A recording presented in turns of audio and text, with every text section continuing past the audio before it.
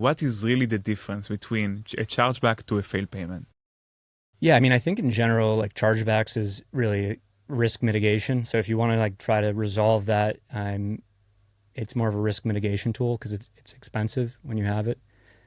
But less than the expense, it's more of like the fear, right? If your chargebacks go over a certain level, then you get it put on these monitoring programs. Typically, it's like you get a notification at like 0.7%, but if you get over to 1%, then you're in trouble.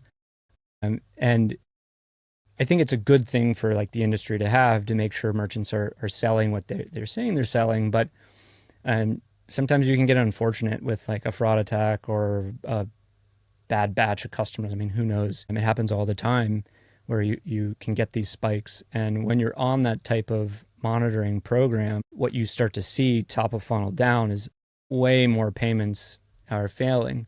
And that's because, from the bank model side of, JP Morgan Chase or Barclays, they're like, this is a risky merchant.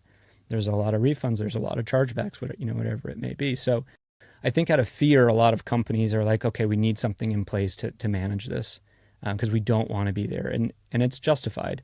I've seen companies that have gone through that, and it's a huge impact. But it's not revenue generating, right? So it's a kind of a fear, protection, maybe call it insurance, if you will. On the failed payment side, like this is like ubiquitous. It's just going to continue to happen. And so, to manage that, it's a real revenue generating opportunity.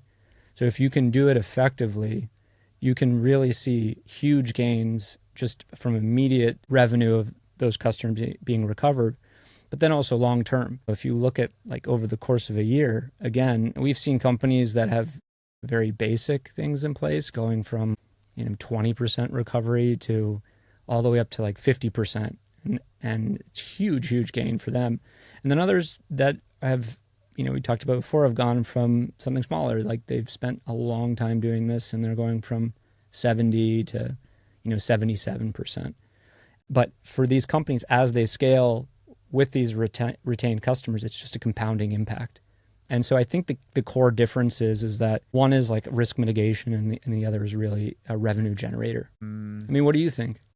About the chargeback, yeah, I totally agree. I think it's a must-have.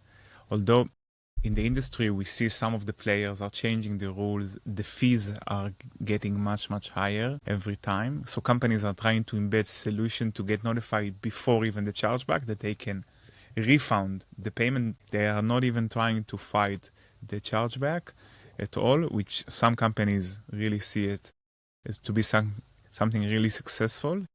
But eventually, you spoke about the payment funnel, like before, like you cannot even compare about the size of opportunity between a failed payment recovery, like real revenue generated, and we see it in the numbers, right? 5, 6, 8% additional to the ARR of companies. It's crazy. Like what kind of action a company can take this year that will actually generate 5 to 6 to 8% in the ARR? Without spending. Without spending, you need to flip a button and it needs to actually work in the back end, as you said, but eventually. So yeah, chargebacks are like a table stakes, but revenue generating is very different.